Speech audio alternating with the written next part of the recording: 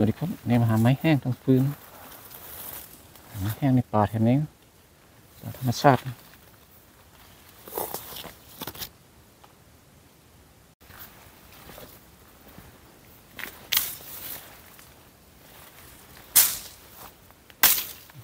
ไม้แห้งทั้งฟืน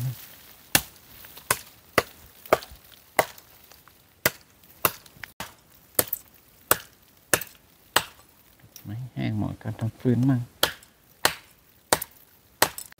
ไม้แห้งมีปลวกขึ้นกินไม้แห้ง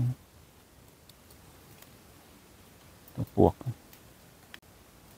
กเยอะมากปลวกกินไม้แห้ง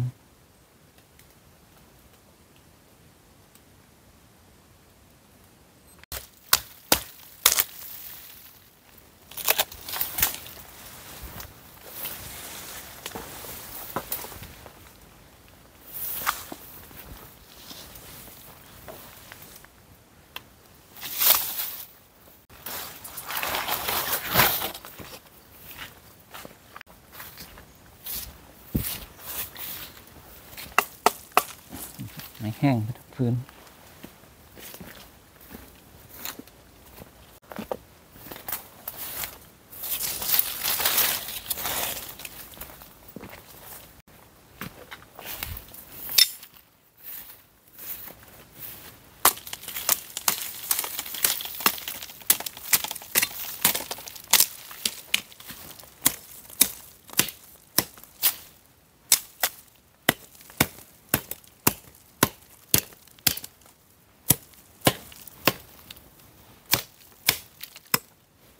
มาแล้วครับ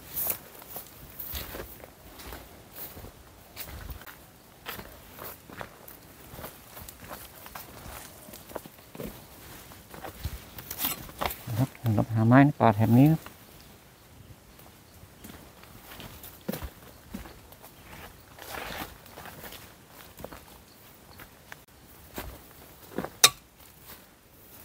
เจอแล้วไม้แห้ง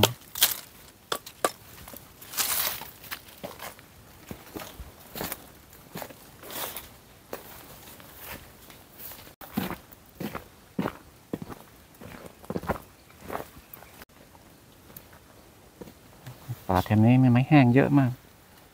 หา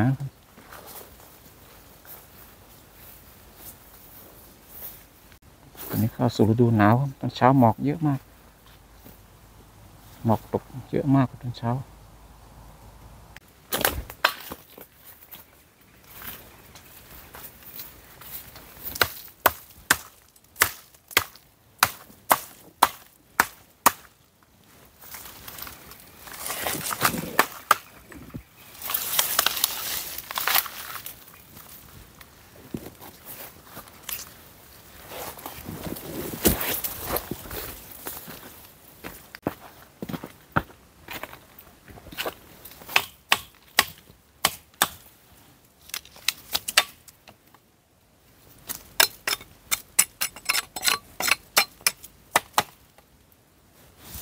ไม้แห้งไปทำฟืน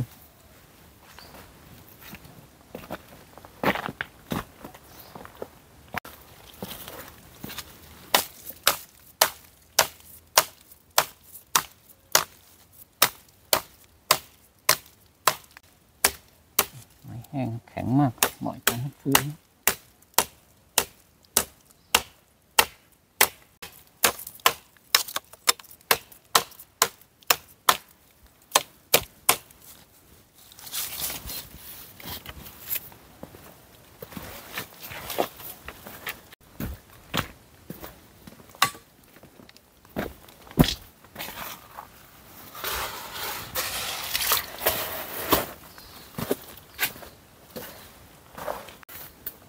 ไม้แห้งต่อ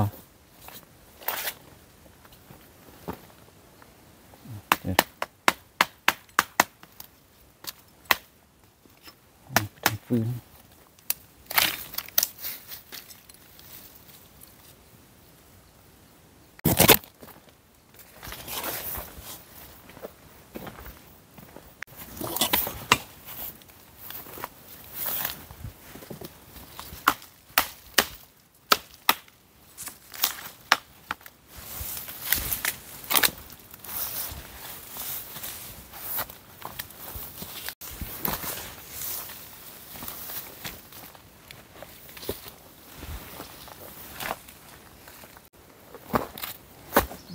ไม้แห้ง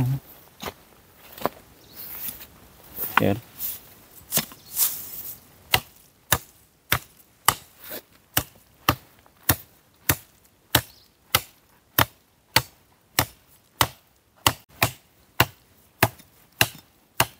แห้งแข็งมาก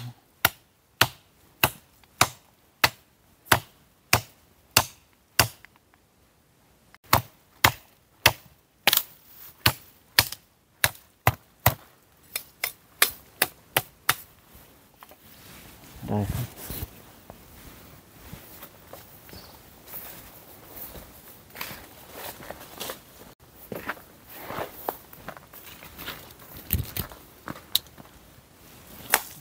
แห้งไม้ป่าทางนี้มีเยอะมาก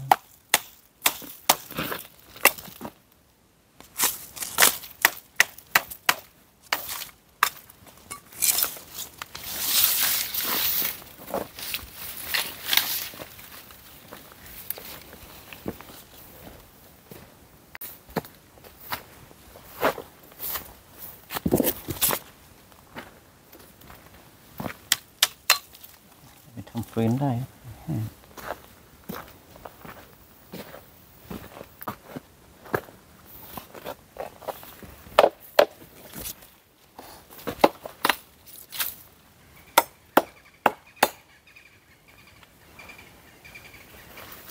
พักเดี๋ยวน้ำร้อน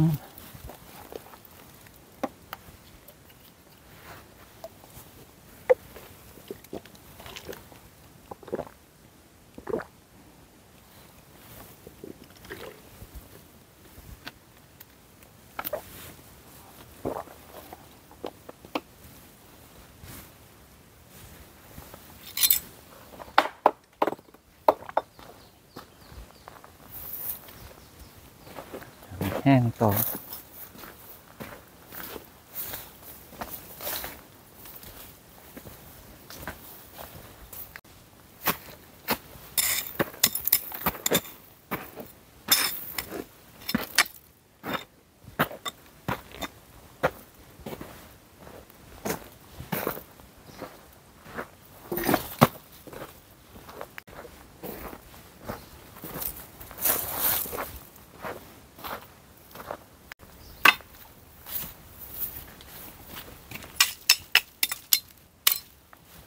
แห้งเล็กทำฟืนได้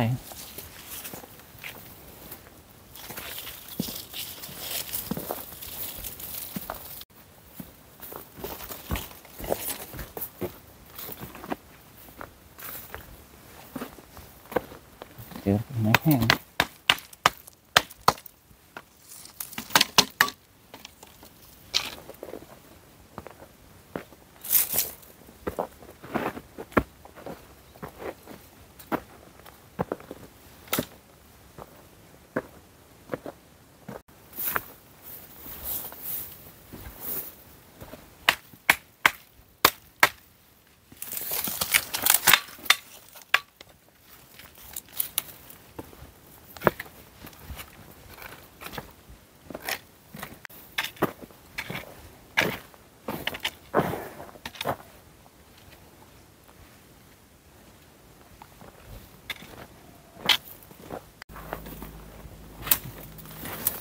ไม้ต่อ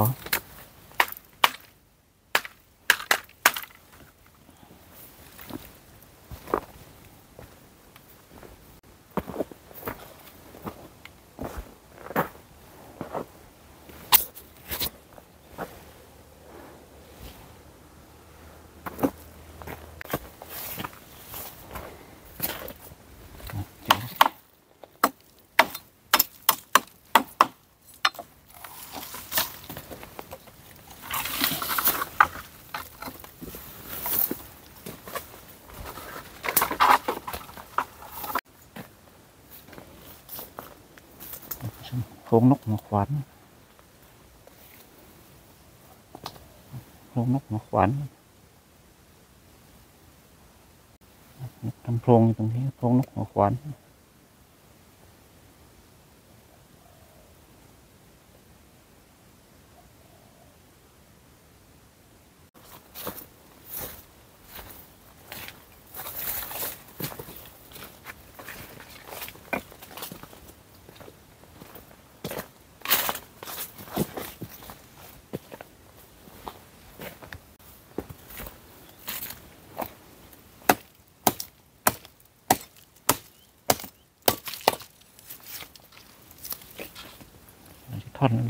ฟืน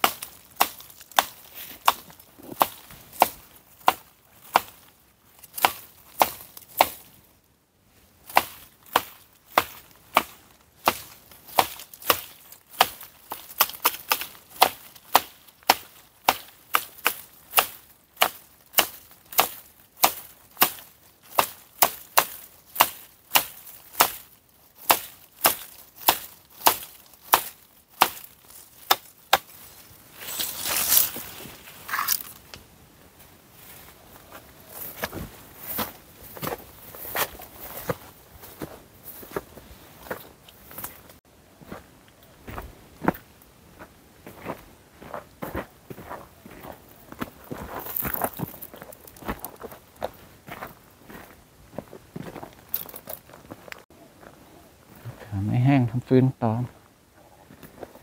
หาต่อแถบนี้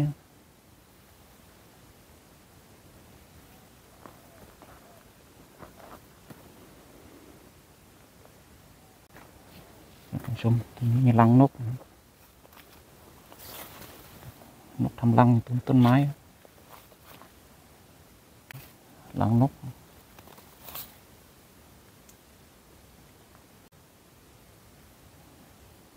มาทำรังกิ่งไม้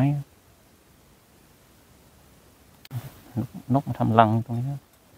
กิ่งไม้นกทำรัง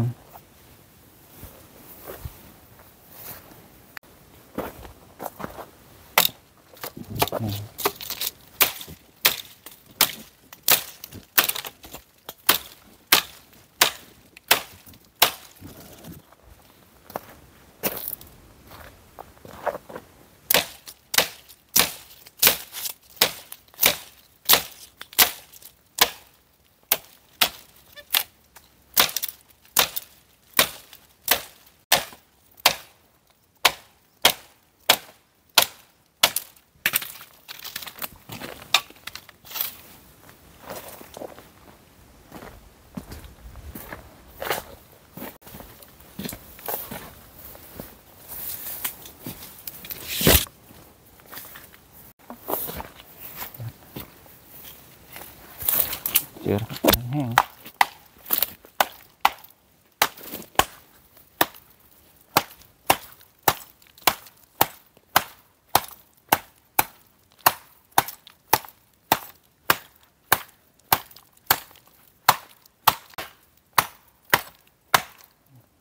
แข็งมากแข็งเป๊กเหมาะทำฟืน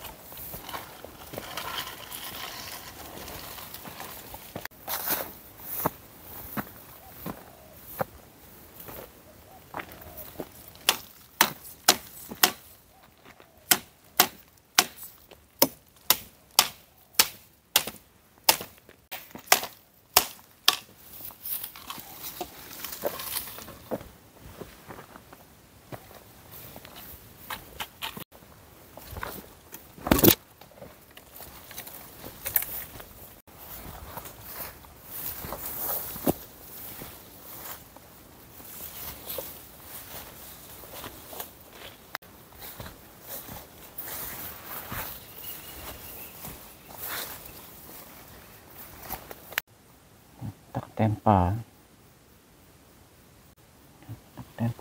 สวยงาม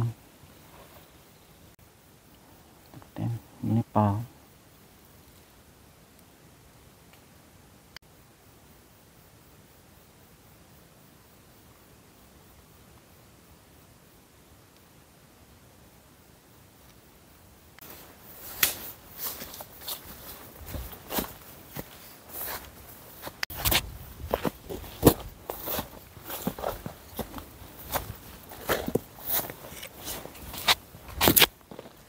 รงนี้ก็ได้ไม่แห้งทำฟื้นครับ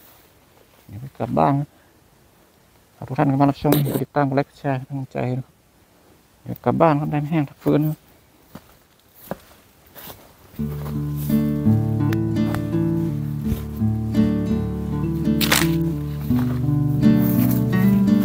บกลับบ้านครับ